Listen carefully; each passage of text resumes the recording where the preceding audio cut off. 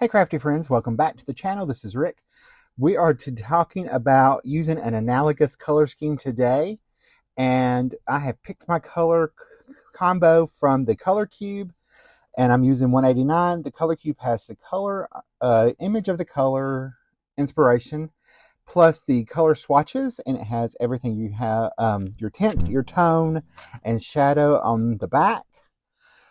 We are using products from Purple Onion. That's my stamp set. I am using Floppy's Lucky Day, and I'm going to use a shamrock stencil that I have in my stash.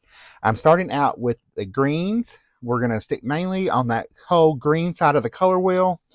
An analogous color scheme is you're using colors that are adjacent to each other on the color wheel. So all these colors are adjacent to each other. They're either tints, tones, or shadows of the greens. Plus, I'm going to throw in a little brownish orange color and just a little bit of yellow for my chicks. So all that makes an analogous color scheme. It's all on the same side of the color wheel. So to achieve this, I am coming in with my stencil. I'm using Meadow from Pink Fresh Studio. I'm using Meadow ink right now and Emerald City, or sorry, Key Lime and Emerald City. And I've came in with the Key Lime. That's my lightest green, yellowish green color, and I'm adding a little bit of that emerald. I'm going to add a little bit of the emerald green in there to liven up that a little bit and to change up the tone of my shamrocks. That way it gives me 3 different tones of shamrocks instead of just the one. It makes it a lot more cohesive. Plus, it gives it a little bit more interest to the card. For our coloring, we're going to use our Hoo markers today. So I will tell you those color combinations once we get to them. I'm just finishing up the ink blending on my little shamrocks. And I could not find where I got the stencil at, but I did link something below that's similar. So you can find all the supplies listed in the visual supply list below. So I've pulled back my stencil, and we're going to add just a little bit of that Emerald City at the bottom, plus a little bit of key lime to ground our images. We don't want them floating in air. Never good to have your images floating in the air, is it? All right, so I'm just going to add that Emerald City, and then I'll come back in with what's left on the key lime, what's left on my little blending tool with the key lime to liven that color up just a little bit and give it a little bit. All right, since I'm using my alcohol markers on my glass mat, I'm going to tape a piece of cardstock behind it so I don't blend colors anywhere. We're going to start off coloring our Flappy,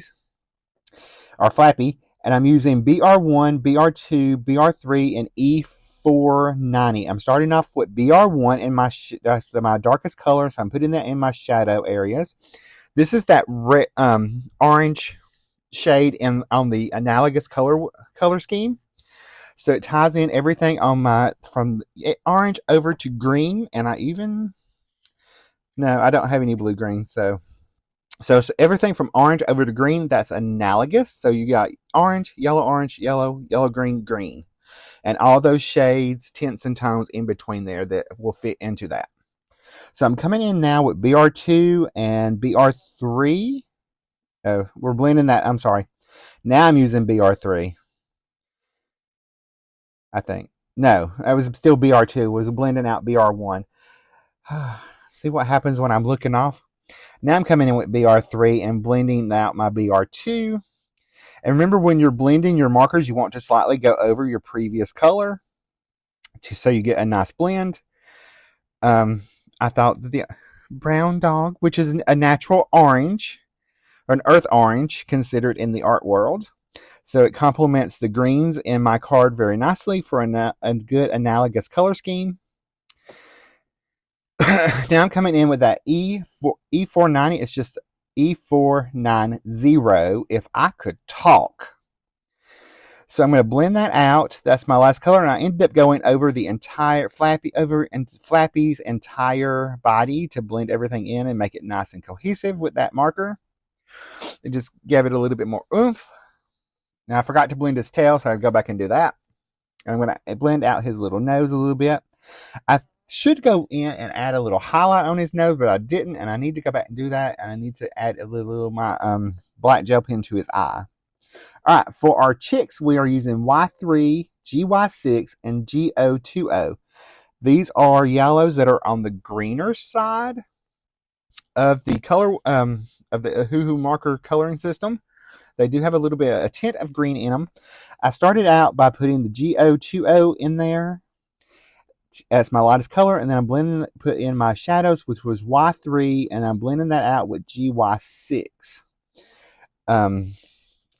They're very small, so it's not a lot of blending.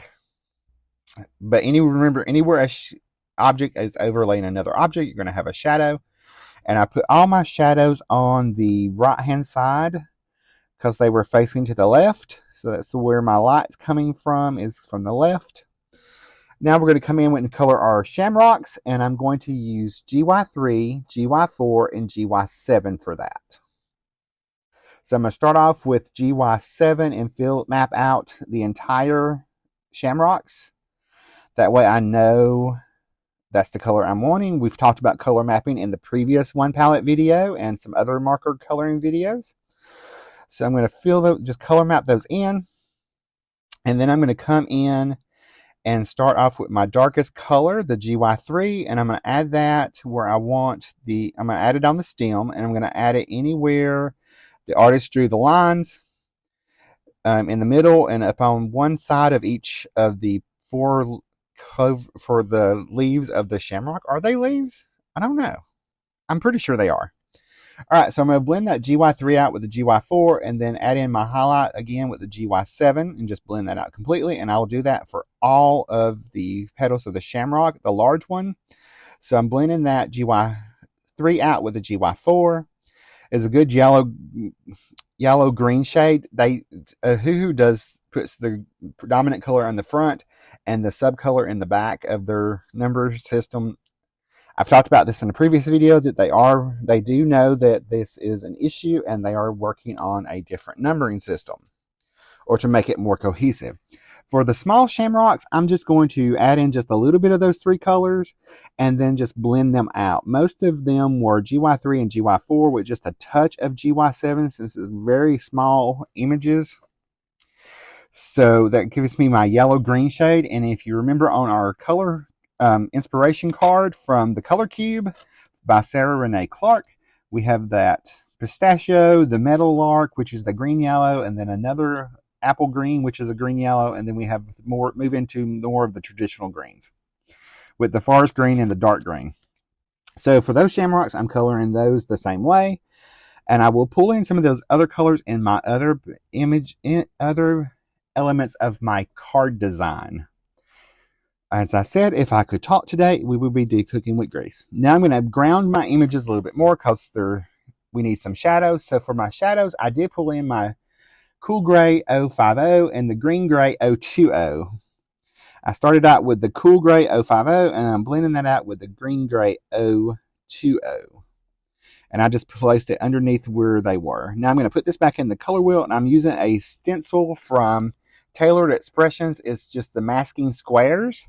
And I'm going to mask off, I'm going to ink blend, with the key lime and the Emerald City from Pink Fresh around the edges to just ground that a little bit more. It was a little too stark of an image it was a little too stark for the card, so I decided to ground that a little bit more with the inks, and I thought the mask would make it a nice contrast, but I end up actually cutting this down to just the square and a little bit.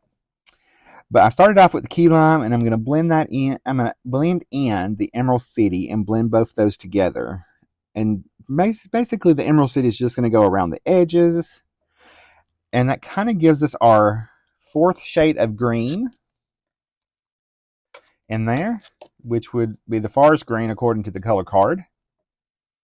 So I'm just going to blend that out. And we are cooking with grease here. I'm going to peel that off with the peel and reveal, and then I'm going to come in and go ahead and add my highlights with my Sakura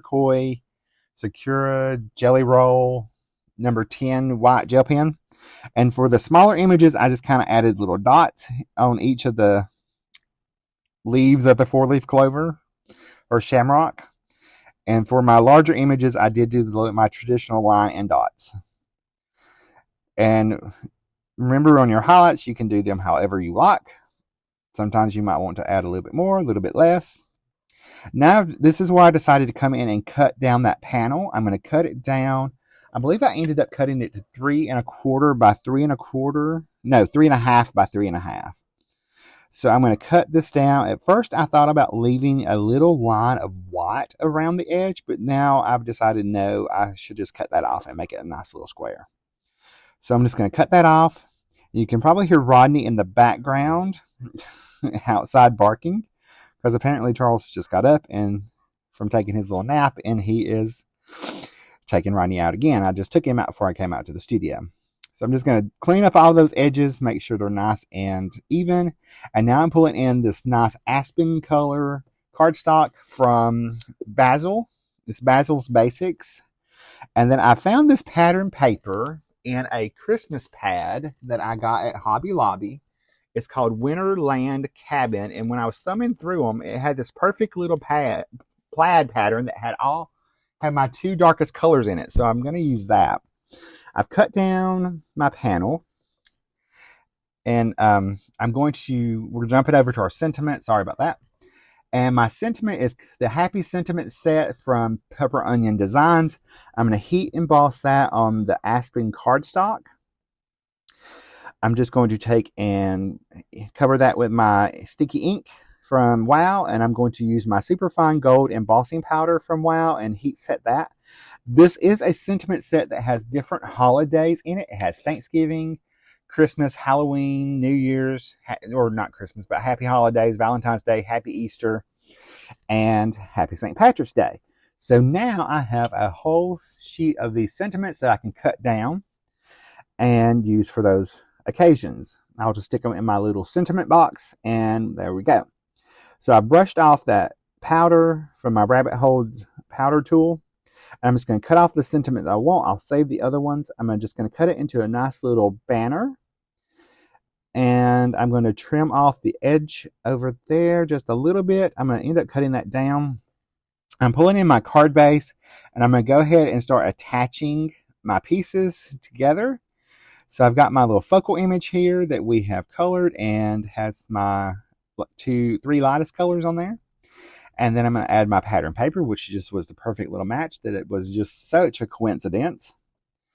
I'm going to attach that to my aspen card front. And then I'm going to just decided I wanted to stamp the inside. So I've put my Flappy's Lucky Day sentiment, Flappy's Lucky Day stamp back in there. And I've pulled in Forest Glades from Altenew.